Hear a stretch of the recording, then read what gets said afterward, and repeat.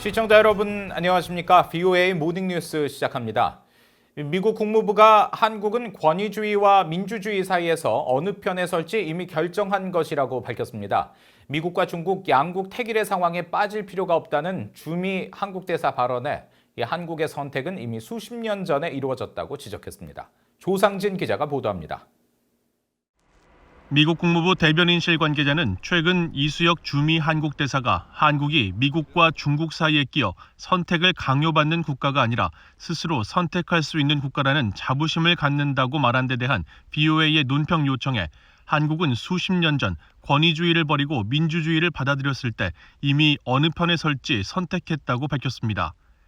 앞서 이 대사는 지난 3일 기자간담회를 통해 포스트 코로나19 사태의 새로운 국제 질서 향배에 있어 미중 간 경쟁이 큰 비중을 차지하게 되면 자명하다며 우리 스스로 양국 태길의 상황에 빠질 것이라는 과거 자기 예언적 프레임에 자신의 행동과 사고를 가둘 필요는 없다면서 해당 발언을 했습니다.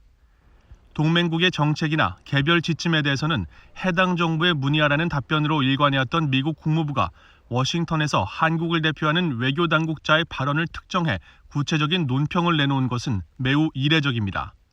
특히 미국은 우리와 중국 중 한쪽을 택할 것을 국가들에게 요구하지 않는다는 국무부의 지난주 입장에서 더 나아가 한국의 선택을 자명한 것으로 규정해 그 배경이 주목됩니다. 한국은 이제 미중 사이에서 선택할 수 있는 나라라는 이 대사의 미래지향적 발언에 대해 국무부가 수십 년 전이라는 과거형을 쓰며 한국의 선택은 이미 이뤄졌다고 한 것은 한미 상호방위조약 체결로 한국은 동맹이자 민주주의 국가인 미국 편에 서기로 오래전 약속했다는 사실을 상기시킨 것으로 풀이됩니다. 국무부 관계자는 미한 동맹은 강력하고 영내 평화와 안정에 필수적이라면서 두 나라 관계의 중요성을 거듭 강조했습니다. 그러면서 마이크 폼페오 국무장관이 지적했듯이 우리는 한국과 좋은 파트너이고 신종 코로나 바이러스 감염증과 관련한 최근의 우리의 협력은 동맹의 힘을 재확인했다고 말했습니다. 한편 국무부 대변인실 관계자는 올해 처음 실시된 한국의 독도, 일본명 다케시마 방어훈련과 관련해 미국은 리앙쿠르 암초의 영유권과 관련해 어떤 입장을 취하지 않는다고 밝혔습니다. 이어 이 섬들의 영유권은 한국과 일본이 평화롭게 해결해야 할 문제라면서 우리는 한국과 일본이 역사적 사안들의 지속성 있는 해결책을 보장하기 위한 진지한 논의를 이어갈 것을 권고한다고 밝혔습니다. 앞서 한국 해군은 해경 공군과 함께 지난 2일 민간 선박의 영해 침범과 군사적 위협 상황을 가정한 동해 영토 수호 훈련을 실시했습니다. 국무부는 독도 문제에 오랫동안 중립을 유지해왔지만 한국 정부가 지난해 8월 한일 지소미아 종료 선언 뒤 독도 방어 훈련에 돌입하자 한국과 일본 간 의견 충돌을 고려할 때 리앙쿠르 암초에서의 군사 훈련 시기와 메시지, 늘어난 규모는 해당 문제 해결에 생산적이지 않다며 부정적인 반응을 보인 바 있습니다. VOA 뉴스 조상진입니다. 유엔이 북한에 대한 긴급 구호 기금 500만 달러 지원을 승인하고 북한 주민 400만 명에 대한 식량과 보건, 의료 지원에 쓰일 예정이라고 밝혔습니다. 유엔은 또 유엔 아동기금 유니세프가 북한의 보건과 영양, 식수를 제공하기 위해 신청한 제재 면제를 승인했습니다. 안소영 기자의 보도입니다. 유엔 산하 중앙긴급구호기금은 지난 5일 공개한 국가별 지원금 할당 현황을 통해 북한에 대한 긴급 구호기금 500만 달러가 승인된 상황을 밝혔습니다. 이 자금은 북한 주민 약 400만 명에 대한 식량과 영양, 보건 의료 지원을 위해 유엔 산하 5개 기구에 배정됐습니다.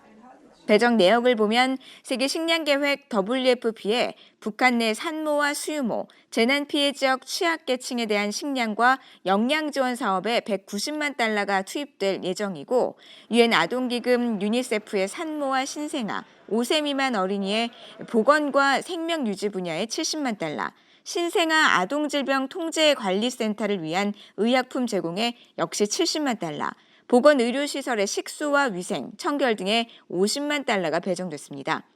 또 채소와 콩 생산 지원 사업을 펼치는 식량농업기구 FAO에 70만 달러, 취약계층의 장애 예방 활동을 벌이는 세계보건기구 WHO에도 50만 달러 지원이 확정됐습니다. 중앙긴급구호기금이 이번에 승인한 지원금은 자금 부족에 대한 긴급 지원으로 국제사회의 지원 감소에 따른 자금 부족분을 지원하는 형태로 유엔은 2007년부터 지난해까지 총 1억 4,700만 달러의 긴급 구호기금을 북한에 지원해왔습니다. 유엔 안보리 산하 대북제재위원회도 유니세프의 미화 441만 달러 상당의 대북 지원 물품에 대한 제재 면제를 승인했습니다. 대북제재위는 지난 3일자 승인 서한에서 보건과 영양, 식수 공급과 위생 분야 등 유니세프가 북한에서 인도적 지원 사업을 진행하는 데 필수적인 물품에 대한 대북 반출 금지를 면제한다고 밝혔습니다. 특히 신종 코로나 바이러스 상황에서 기존 6개월이었던 면제 유효 기간을 1년으로 연장하는 예외적 조치를 취했는데 이는 신종 코로나 바이러스의 세계적 대유행의 결과로 물자 생산과 운송이 어려워진 상황을 고려해 유니세프가 유효 기간을 연장해달라고 요청해 이루어진 것으로 알려졌습니다. 유니세프는 특히 이번 지원 사업과 관련해 지원 자료를 수집하고 보고하는 기관에 대한 지원과 또 대북 인도주의 프로그램의 상황 감시와 통계 모니터링 등을 주요 사업으로 명시해 대북 인도 지원이 적재적소에 이루어지고 있는지에 대한 관리 감독 부분도 강화할 계획임을 시사했습니다. VOA 뉴스 안소영입니다. 한국 내 북한 인권단체들이 한국 정부가 추진하고 있는 대북전단 살포 금지법 제정을 막아줄 것을 유엔에 요청하겠다고 밝혔습니다. 한국의 대북 인권단체인 한반도 인권과 통일을 위한 변호사 모임과 성공적인 통일을 만들어가는 사람들은 8일 한국 정부의 대북전단 살포 금지법 추진이 남북한 주민의 표현의 자유를 침해한다며 유엔 북한인권특별보고관과 표현의 자유 특별보고관, 유엔인권 서울사무소로 긴급 청원문을 보낼 계획이라고 말했습니다. 이들 단체는 특히 북한 주민들에게 대북 전단을 보내는 활동은 안보 저해 행위가 아니라 북한 주민의 알 권리를 위한 것이라면서 김여정의 명령조 막말과 내정 간섭에 한국 정부가 엄중히 항의하지 못할 망정 맞장구를 치고 있다고 주장했습니다. 유엔은 지난 1948년 채택한 세계 인권 선언문을 통해 모든 사람이 표현의 자유에 대한 권리를 가지며 국경에 관계없이 모든 매체를 통해 정보와 사상을 추구하고 전달할 자유를 포함한다고 명시하고 있습니다. 북한 김여정 노동당 제1부부장에 이어 통일전선부가 한국 내 대북전단 살포를 비난하는 담화를 발표한 데 이어 한국 내 전문가들은 접경지역 군사도발 가능성 등 북한이 한국을 상대로 한 벼랑 끝 전술을 펼치고 있다고 지적했습니다. 북한 통일전선부는 지난 5일 대변인 담화를 통해 김여정 제1부부장이 발표한 대북전단 살포 담화의 첫 조치로 남북 연락사무소의 완전한 폐쇄 등을 검토할 것을 지시했다고 밝히면서 한국 정부에 대한 압박의 수위를 높였습니다. 이에 대해 한국의 민간 연구기관인 국제전략연구원 신범철 외교안보센터장은 오는 25일 한국전쟁 발발일을 기념해 탈북민 단체에서 대북전단을 살포하겠다고 예고한 만큼 북한이 이를 계기로 한국 정부의 조치를 주시하며 대응 수위를 끌어올리려 할 것이라고 전망했습니다. 박원권 한동대 교수는 북한이 대북전단 살포를 명분으로 지난해 말 선언한 정면 돌파전을 본격화하는 양상이라면서 북한이 9.19 군사합의를 파기하고 접경지역 군사도발에 나설 가능성이 커지고 있으며 미국이 국내 문제로 북한 문제에 신경 쓸 겨를이 없는 상황에서 한국을 상대로 벼랑 끝 전술을 펼치고 있다고 분석했습니다.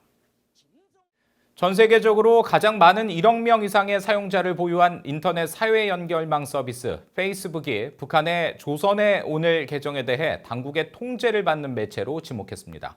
페이스북은 지난 4일 발표한 보도자료를 통해 각 언론 매체 계정의 페이지 투명성 부분에 국가의 통제 여부를 게재하기로 했다면서 앞으로 페이스북 사용자들이 해당 계정에서 접하는 정보나 소식이 특정 국가의 영향권에 속해 있을 수 있다는 점을 명확히 알 수 있도록 조치를 취했다고 설명했습니다.